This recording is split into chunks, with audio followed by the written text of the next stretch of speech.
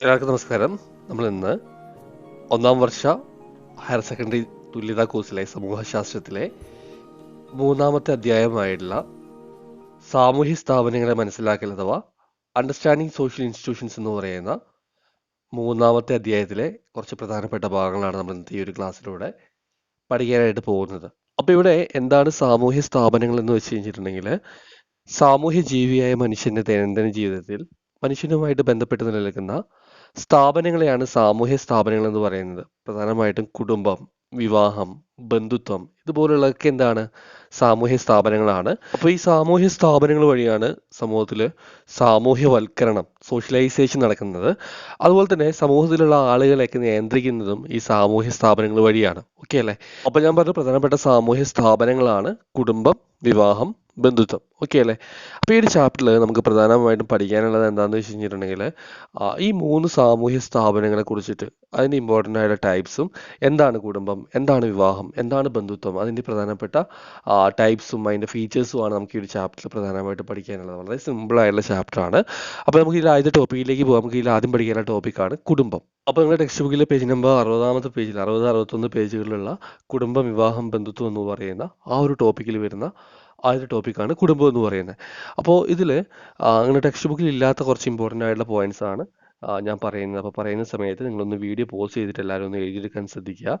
അപ്പോൾ ഇതിൽ സമൂഹത്തിൻ്റെ അടിസ്ഥാന യൂണിറ്റാണ് കുടുംബം. കുടുംബം എന്ന് പറയുന്നത് സാമൂഹ്യ സ്ഥാപനങ്ങളിൽ ഏറ്റവും പ്രധാനപ്പെട്ട ഒന്നുമാണ്.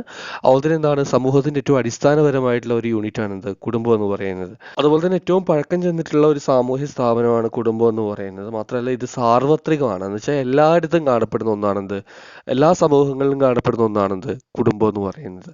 അതുപോലെ തന്നെ സമൂഹത്തിൽ ഒരു വ്യക്തിയുടെ സ്വഭാവ രൂപീകരണത്തിന് പ്രധാന പങ്ക് വഹിക്കുന്ന ഒരു സ്ഥാപനമാണ് കുടുംബം എന്ന് പറയുന്നത്. അതുപോലെ തന്നെ സാമൂഹ്യ ആവശ്യങ്ങളൊക്കെ നിറവേറ്റാനൊക്കെ ആയിട്ട് ഈ കുടുംബത്തിലൂടെ സാധിക്കുന്നുണ്ട് എന്നാണ് പറയുന്നത്. ഓക്കെ അല്ലേ? അപ്പോൾ ഇത്രയാണ് കുടുംബവുമായിട്ട് ബന്ധപ്പെട്ട് ബേസിക് ആയിട്ട് നമുക്ക് പഠിക്കാനുള്ള ഒരു കാര്യം എന്ന് പറയുന്നത്. ഇനി നിർവ്വഹണവാദികൾ അഥവാ ഫങ്ഷനിസ്റ്റുകളുടെ അഭിപ്രായത്തിൽ വ്യാവസായിക സമൂഹത്തിന്റെ ആവശ്യങ്ങൾ കൈകാര്യം ചെയ്യാൻ ഏറ്റവും അനുയോജ്യമായിട്ടുള്ളത് അണുകുടുംബമാണെന്ന് നിർവ്വഹണവാദികൾ അഭിപ്രായപ്പെടുന്നുണ്ട്. ഓക്കെ അല്ലേ? അപ്പൊ എന്താണ് അണുകുടുംബം എന്നൊക്കെ നമ്മൾ ഇനി വഴിയെ പറയാനായിട്ട് പോവുകയാണ്.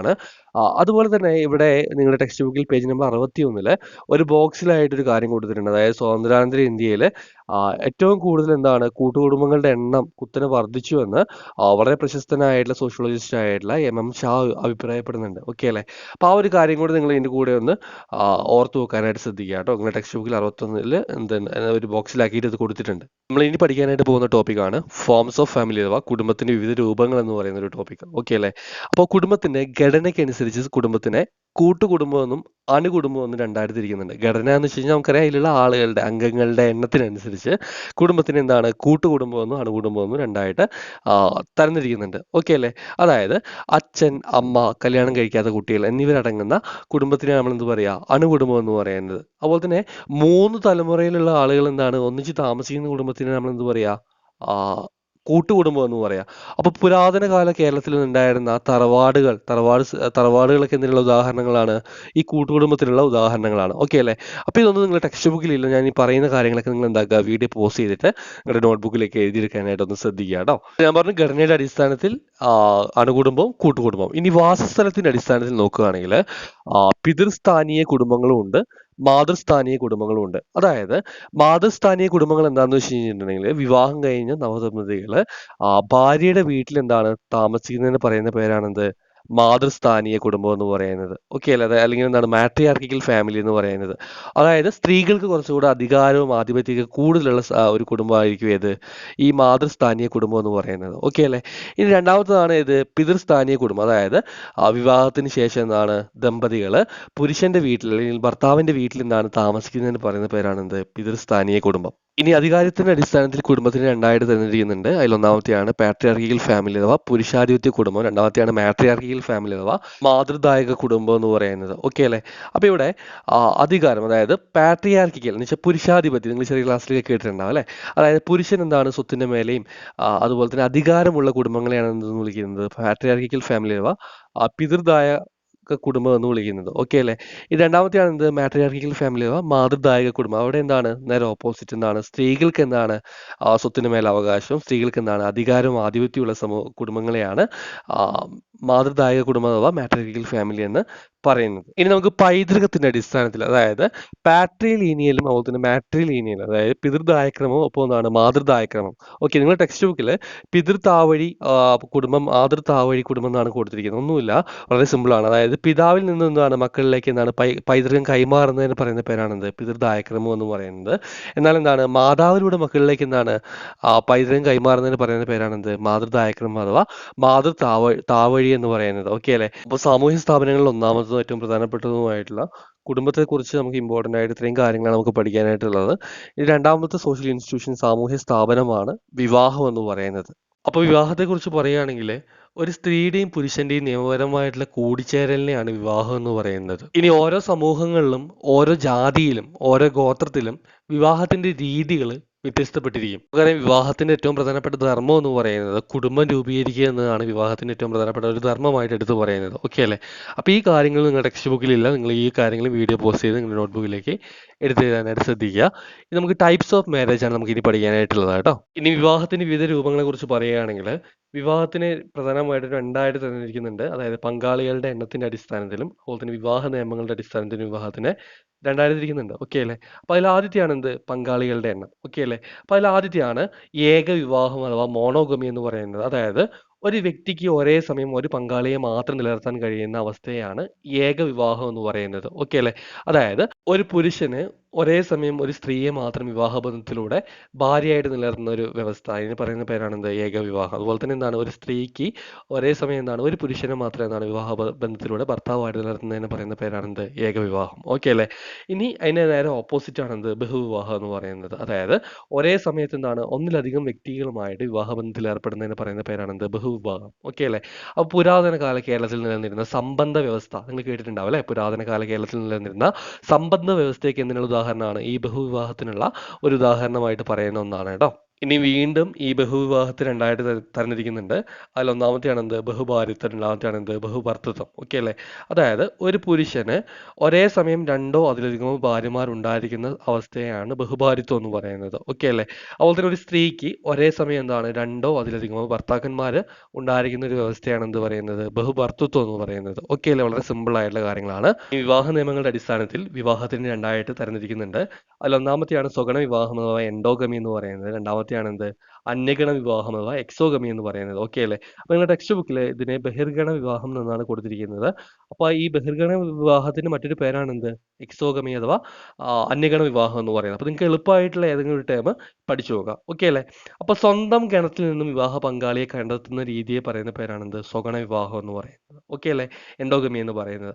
അതായത് നിങ്ങൾ കേട്ടിട്ടുണ്ടാകും ചില ജാതിയിൽപ്പെട്ട അല്ലെങ്കിൽ ചില ഗോത്രത്തിൽപ്പെട്ട ആളുകൾ അവരെ ഗണത്തിൽ നിന്നും തന്നെ എന്താണ് വിവാഹ പങ്കാളിയെ കണ്ടെത്തുന്നതിന് പറയുന്ന പേരാണ് എന്ത് സ്വഗണ വിവാഹം എന്ന് പറയുന്നത്. ഓക്കെ അല്ലേ? ഇനി എക്സോഗമി എന്താണെന്ന് വെച്ച് കഴിഞ്ഞാൽ അതിന് നേരെ ഓപ്പോസിറ്റ് ആണ്. അതായത് ഒരു വ്യക്തിക്ക് എന്താണ് സ്വന്തം ഗണത്തിന് പുറത്തു നിന്ന് വിവാഹബന്ധത്തിൽ ഏർപ്പെടാൻ കഴിയുന്ന വ്യവസ്ഥയെ പറയുന്ന പേരാണ് എന്ത് എക്സോഗമി അഥവാ അന്യഗണ വിവാഹം എന്ന് പറയുന്നത്. ഓക്കെ അല്ലേ? വളരെ സിമ്പിൾ ആയിട്ടുള്ള കാര്യങ്ങളാണ്. ഇനി മൂന്നാമത്തെ സാമൂഹ്യ സ്ഥാപനമാണ് ബന്ധുത്വം അഥവാ കിൻഷിപ്പ് എന്ന് പറയുന്നത്. അപ്പോൾ എന്താണ് കിൻഷിപ്പ് എന്ന് വെച്ച് കഴിഞ്ഞിട്ടുണ്ടെങ്കിൽ വിവാഹബന്ധത്തിലൂടെയോ അല്ലെങ്കിൽ രക്തബന്ധം വഴിയോ വ്യക്തികൾ തമ്മിലുണ്ടാവുന്ന ബന്ധത്തിനെയാണ് നമ്മൾ എന്തെന്ന് വിളിക്കുന്നത് കിൻഷിപ്പ് അഥവാ ബന്ധുത്വം എന്ന് വിളിക്കുന്നത്. ഓക്കെ അല്ലേ? അപ്പോൾ ഇതിന്റെ ടൈപ്സും എക്സാമ്പിൾസും പറഞ്ഞു കഴിയുമ്പോൾ നിങ്ങൾക്ക് ഈ ഒരു ഭാഗം ക്ലിയർ ആവും. അപ്പോൾ അതിൽ ഒന്നാമത്തെയാണ് അതായത് കിൻഷിപ്പിനുള്ള ഒന്നാമത്തെ ടൈപ്പാണ് വൈവാഹിക ബന്ധുത്വം എന്ന് പറയുന്നത്. അപ്പോൾ അതായത് വിവാഹ ബന്ധത്തിലൂടെ ഉണ്ടാവുന്ന ആളുകൾ തമ്മിലുണ്ടാവുന്ന ഒരു ബന്ധത്തിനെ നമ്മൾ എന്താ പറയാ വൈവാഹിക ബന്ധുത്വം എന്ന് പറയാം. അതായത് ഭാര്യ ഭർത്താവ് അതുപോലെ തന്നെ ഭാര്യയുടെ അമ്മ അല്ലെ അമ്മായി അമ്മ എന്നൊക്കെ നമ്മൾ പറയും അല്ലെ മരുമകൻ മരുമകൾ എന്ന് പറയുന്ന സങ്കല്പങ്ങളൊക്കെ എന്താണ് ഈ വൈവാഹിക ബന്ധത്തിനുള്ള ഉദാഹരണമാണ്. രണ്ടാമത്തെയാണ് സ്വഗോത്ര ബന്ധുത്വം എന്ന് പറയുന്നത്. രക്തബന്ധം വഴി ഉണ്ടാകുന്ന ബന്ധുത്വമാണ് സ്വഗോത്ര ബന്ധുത്വം എന്ന് പറയുന്നത്. അതായത് ഇതിനുള്ള ഉദാഹരണങ്ങളാണ് അച്ഛൻ അമ്മ അതുപോലെ തന്നെ മകൻ മകൾ ഇതൊക്കെ ഇതിനുള്ള ഉദാഹരണങ്ങളാണ്. ഈ സ്വഗോത്ര ബന്ധത്തിനുള്ള ഉദാഹരണങ്ങളാണ്. ഓക്കെ അല്ലേ? അപ്പോൾ ഇത്രയും കാര്യങ്ങളാണ് 3 സാമൂഹ്യ സ്ഥാപനങ്ങളായിട്ടുള്ള കുടുംബം, വിവാഹം, ബന്ധുത്വം തുടങ്ങിയവയെക്കുറിച്ചുള്ള ബേസിക് ആയിട്ട് നമുക്ക് പഠിക്കാനുള്ള കാര്യങ്ങൾ എന്ന് പറയുന്നത്. ഈ ഒരു ചാപ്റ്ററിന്റെ അവസാന ഭാഗത്ത് പഠിക്കാനുള്ള ഒരു ടോപ്പിക്കാണ് ആധുനിക തൊഴിൽ രൂപങ്ങളും തൊഴിൽ വിഭജനവും എന്ന് പറയുന്ന ഒരു ടോപ്പിക്. ഓക്കെ അല്ലേ? അപ്പോൾ നമുക്കറിയാം ആധുനിക സമൂഹങ്ങളിൽ തൊഴിൽ വിഭജനം വളരെ സങ്കീർണമായിട്ടുള്ള രീതിയിലാണ് നിലനിൽക്കുന്നത്. ഓക്കെ അല്ലേ? നമുക്കറിയാം പരമ്പരാഗത സമൂഹങ്ങളിൽ നമുക്കറിയാം ആളുകളുടെ പ്രധാനപ്പെട്ട ഉപജീവന മാർഗ്ഗം എന്ന് പറയുന്നത് കൃഷി മാത്രമാണെങ്കിൽ നമ്മൾ ഇന്ന് കണ്ടുവരുന്ന നമുക്ക് ഇന്ന് കാണുന്ന നമ്മുടെ ഇന്നത്തെ സമൂഹങ്ങളിൽ എന്താണ് തൊഴിൽ വിഭജനം എന്ന് പറയുന്നത് വളരെ സങ്കീർണമായിട്ടുള്ള രീതിയിലാണ് നിലനിൽക്കുന്നത്. ഓക്കെ അല്ലേ? അതിന് ഏറ്റവും പ്രധാനപ്പെട്ട ഒരു വഴിത്തിരിവാവുന്നത് ഈ വ്യവസായവൽക്കരണത്തിന് അല്ലെങ്കിൽ വ്യവസായ വിപ്ലവത്തിന് ഒരു കടന്നുവരവോട് കൂടിയിട്ടാണ് ഈ തൊഴിൽ വിഭജനം കൂടുതലൊന്ന് സങ്കീർണമായിട്ട് മാറുന്നത്. ഓക്കെ അല്ലേ? അപ്പോൾ ഈ വ്യവസായ വിപ്ലവത്തിന് വരവോട് കൂടിയിട്ട് പരമ്പരാഗതമായിട്ട് വീടുകൾ ഉണ്ടാക്കപ്പെട്ട അല്ലെങ്കിൽ കുടിൽ വ്യവസായമൊക്കെ എന്താണ് ഇല്ലാതായിട്ട് എന്താണ് വ്യവസായശാലകൾ അല്ലെങ്കിൽ ഫാക്ടറി സിസ്റ്റം എന്താണ് രൂപപ്പെടുകയാണ് ചെയ്യുന്നത്. ഓക്കെ അല്ലേ? അപ്പോൾ ഇതിന് പറയുന്ന മറ്റൊരു പേരാണ് ഡീസെൻട്രലൈസേഷൻ ഓഫ് ലേബർ സിസ്റ്റം എന്ന് പറയാറുണ്ട്. അതായത് വികേന്ദ്രീകൃത തൊഴിൽ വിഭജനം എന്നതിന് പറയാറുണ്ട് കേട്ടോ. അപ്പോൾ നിങ്ങൾ ടെക്സ്റ്റ് ബുക്കിൽ പേജ് നമ്പർ 70 പറയുന്ന മറ്റൊരു സംഭവമാണ് ഫ്ലെക്സിബിൾ പ്രൊഡക്ഷൻ എന്ന് പറയുന്ന ഒരു സംഭവമുണ്ട്. അതായത് മാറുന്ന വിപണിക്ക് അനുസരിച്ച്, വിപണി എന്ന് വെച്ചാൽ മാർക്കറ്റാണ്, മാറുന്ന വിപണിക്ക് അനുസരിച്ച് എന്താണ് ഉൽപ്പാദനം ക്രമീകരിക്കുന്നതിനെയാണ് നമ്മൾ എന്തെന്ന് വിളിക്കുന്നത്, ഫ്ലെക്സിബിൾ പ്രൊഡക്ഷൻ എന്ന് വിളിക്കുന്നത്. ഓക്കെ അല്ലേ? ഒരു എക്സാമ്പിൾ പറയുകയാണെങ്കിൽ ഇപ്പോൾ നമുക്കറിയാം ജൂൺ മാസത്തിൽ സ്കൂളൊക്കെ ഓപ്പൺ ആവുന്ന സമയത്ത് നമുക്കറിയാം ഈ ബാഗുകൾ, കുടകൾ, അതുപോലെ തന്നെ ബുക്സും കാര്യങ്ങളൊക്കെ എന്താണ് ഈ മാർക്കറ്റിൽ കൂടുതലായിട്ട് ഉണ്ടാവും അല്ലേ? എന്നാൽ സീസൺ മാറുന്നതനുസരിച്ച് നമുക്കറിയാം ക്രിസ്മസിൻ്റെ ഒന്നും സീസണിൽ ഈ ബാഗും കുടയും വെച്ചിട്ട് കാര്യമില്ല അല്ലേ? അതായത് വിപണിയുടെ ആവശ്യത്തിനനുസരിച്ചിട്ട് എന്താണ് സാധനങ്ങൾ മാർക്കറ്റിലേക്ക് എന്താണ് ഉൽപ്പാദനം ക്രമീകരിക്കുന്നതിന് പറയുന്ന പേരാണെന്ത്, ഫ്ലെക്സിബിൾ ലേബർ എന്ന് പറയുന്നത്. ഓക്കെ, വളരെ സിമ്പിൾ ആയിട്ട് നമുക്ക് മനസ്സിലാക്കി എടുക്കാൻ കഴിയുന്ന ടോപ്പിക്കാണ്. ഇനി നമുക്ക് ഈ ചാപ്റ്ററിന്റെ ഏറ്റവും ലാസ്റ്റ് ഭാഗത്തുള്ള മറ്റൊരു ടോപ്പിക്കാണ് എന്ത്, അധികാരവും ആധിപത്യവും. ഓക്കെ അല്ലേ? പൊളിറ്റിക്കൽ ഇൻസ്റ്റിറ്റ്യൂഷൻസ് എന്ന് പറയുന്ന ഒരു ടോപ്പിക്കിൽ വരുന്നതാണ് എന്ത്, അധികാരവും ആധിപത്യം എന്ന് പറയുന്ന ടോപ്പിക്ക്. അപ്പോൾ ആദ്യം നമുക്ക് എന്താണ് ആധിപത്യം അഥവാ പവർ എന്താണെന്ന് നമുക്ക് നോക്കാം. ഓക്കെ അല്ലേ? അതായത് മറ്റുള്ളവരുടെ സമ്മതമില്ലാതെ സ്വന്തം ഇഷ്ടം നടപ്പിലാക്കാനുള്ള ഒരു വ്യക്തിയുടെയോ അല്ലെങ്കിൽ ഒരു സംഘത്തിന്റെയോ കഴിവിനെയാണ് അധികാരം എന്ന് പറയുന്നത്. ഓക്കെ അല്ലേ? ഒന്നുകൂടി പറയാം, നിങ്ങൾ വീഡിയോ പോസ്റ്റ് ചെയ്ത് നോട്ട് ചെയ്യുക. മറ്റുള്ളവരുടെ സമ്മതമില്ലാതെ സ്വന്തം ഇഷ്ടം നടപ്പിലാക്കാനുള്ള ഒരു വ്യക്തിയുടെയോ അല്ലെങ്കിൽ ഒരു സംഘത്തിന്റെയോ കഴിവിനെയാണ് നമ്മൾ എന്തെന്ന് വിളിക്കുന്നത്, അധികാരം അഥവാ പവർ എന്ന് പറയുന്നത്. ഓക്കെ അല്ലേ? ഇനി രണ്ടാമത്തെയാണ് ആധിപത്യം എന്ന് പറയുന്നത്. അധികാരം ഉപയോഗിക്കുന്നതിലൂടെയാണ് നമ്മൾ എന്ത് സ്ഥാപിക്കുന്നത്, ആധിപത്യം സ്ഥാപിക്കുന്നത്. അധികാരത്തിന്റെ മറ്റൊരു നിയമാനുസൃത രൂപമാണ് എന്ത്, ആധിപത്യം എന്ന് പറയുന്നത്. അതായത് ആദ്യം എന്താണ് അധികാരം സ്ഥാപിക്കും, പിന്നീട് എന്തായിട്ട് മാറും, ആധിപത്യമായിട്ട് മാറും. ഓക്കെ അല്ലേ? നിങ്ങൾ കേട്ടിട്ടുണ്ടാകും ബ്രിട്ടീഷ് ഭരണകാലത്ത് ബ്രിട്ടീഷുകാർ ആദ്യം നമ്മുടെ ഇന്ത്യയിലേക്ക് വന്ന് അധികാരം സ്ഥാപിച്ചു. അതിനുശേഷം എന്താണ് ബ്രിട്ടീഷ് ആധിപത്യമായിട്ട് എന്തായി മാറി. ഓക്കെ അല്ലേ? അവരെന്താണ് പൂർണ്ണമായിട്ടും എന്താണ് അവരെ സൈനിക ബലമൊക്കെ ഉപയോഗിച്ച് നമ്മുടെ ഇന്ത്യ എന്ന് പറയുന്ന രാജ്യത്തെ എന്താണ് പൂർണ്ണമായിട്ട് ബ്രിട്ടന്റെ കോളനിയാക്കി മാറ്റി. അത് എന്തിനുള്ള ഉദാഹരണമാണ്, ഒരു ആധിപത്യം എന്ന് പറയുന്നതിനുള്ള ഉദാഹരണമാണ്. ഓക്കെ അല്ലേ? നമുക്ക് ഈ ചാപ്റ്ററിൽ പഠിക്കാനുള്ള മറ്റൊരു ഇമ്പോർട്ടൻ്റ് ആയിട്ടുള്ള ടോപ്പിക്കാണ് രാഷ്ട്രരഹിത സമൂഹങ്ങൾ അഥവാ സ്റ്റേറ്റ്ലെസ് സൊസൈറ്റീസ് എന്ന് പറയുന്നത്. അതായത് രാഷ്ട്രത്തിന്റെ ആവിർഭാവത്തിന് മുൻപ് നിലനിന്നിരുന്ന സമൂഹങ്ങളെയാണ് രാഷ്ട്രരഹിത സമൂഹങ്ങൾ എന്ന് പറയുന്നത്. ഓക്കെ അല്ലേ? അതായത് നിങ്ങൾ കേട്ടിട്ടുണ്ടാവും ഈ ചക്രവർത്തി ഭരണം, അത് അല്ലെങ്കിൽ എന്താണ് പുരാതന കാല സമൂഹങ്ങളിലൊക്കെ നിലനിന്നിരുന്ന മന്ത്രിമാരുടെയും രാജാവിൻ്റെയൊക്കെ ഭരണ രീതികൾ. ഓക്കെ അല്ലേ? അതായത് രാഷ്ട്രം എന്ന് പറയുന്ന സങ്കല്പം രൂപപ്പെടുന്നതിന് മുന്നേയുള്ള സമൂഹങ്ങളെ നമ്മൾ എന്ത് വിളിക്കുക, രാഷ്ട്രീയ സമൂഹങ്ങൾ എന്ന് വിളിക്കാം. ഓക്കെ അല്ലേ? അപ്പോൾ രാഷ്ട്രം എന്ന് വെച്ചാൽ എന്താണ്, നിങ്ങളുടെ ടെക്സ്റ്റ് ബുക്കിൽ കൊടുത്തിട്ടുണ്ട്, 71ാമത്തെ പേജിൽ കൊടുത്തിട്ടുണ്ട്. രാഷ്ട്രം എന്ന സങ്കല്പം എന്ന് പറയുന്ന ഒരു ഭാഗത്ത് കൊടുത്തിട്ടുണ്ട്. അതായത് ഒരു ഗവൺമെന്റ് അഥവാ ഒരു ആധുനിക രാഷ്ട്രം എന്ന് പറയുന്നതിന്റെ പ്രധാനപ്പെട്ട സവിശേഷതകളാണ് പരമാധികാരം ഉണ്ടായിരിക്കും, അതുപോലെ തന്നെ പൗരത്വം ഉണ്ടായിരിക്കും, ഒപ്പം എന്താണ് ദേശീയത ഉണ്ടായിരിക്കും. ഓക്കെ അല്ലേ? അപ്പോൾ ഇത്രയും കാര്യങ്ങൾ അടങ്ങിയാണ് എന്ത്, ഒരു രാഷ്ട്രം എന്ന് പറയുന്നത്. അപ്പോൾ ഞാനൊന്നും ഇലാബറേറ്റ് ചെയ്ത് പറയുന്നില്ല, അതൊക്കെ നിങ്ങളുടെ ടെക്സ്റ്റിൽ പോയിന്റ് ബേസ് ആയിട്ട് കൊടുത്ത് നിങ്ങൾ എന്തൊക്കെ ഡീറ്റെയിൽ ആയിട്ട് വായിച്ചു നോക്കാം. ഇനി നമുക്ക് ഈ ഒരു ചാപ്റ്ററിൽ ഏറ്റവും അവസാന ഭാഗത്ത് 2 ചെറിയ ടോപ്പിക്കും കൂടെ നമുക്ക് പഠിക്കാനുണ്ട്. മതം, റിലീജിയൻ, അതുപോലെ തന്നെ എഡ്യൂക്കേഷൻ, വിദ്യാഭ്യാസം. ഓക്കെ അല്ലേ? അപ്പോൾ ഈ 2 ടോപ്പിക്സ് നമുക്ക് ഈ ഒരു വീഡിയോയുടെ ലെങ്ത് കൂടുന്നതുകൊണ്ട് നമുക്ക് ഈ 2 ടോപ്പിക്സ് അടുത്ത ചാപ്റ്റർ എടുക്കുന്നതിൻ്റെ കൂടെ നമുക്ക് എന്താക്കാം, കണക്ട് ചെയ്ത് പറയാം. അപ്പോൾ നിങ്ങൾക്ക് എല്ലാവർക്കും ഈ ഒരു വീഡിയോ കണ്ടതിന് നന്ദി. എല്ലാവർക്കും നല്ലൊരു ദിവസം ആശംസിക്കുന്നു. Thank you.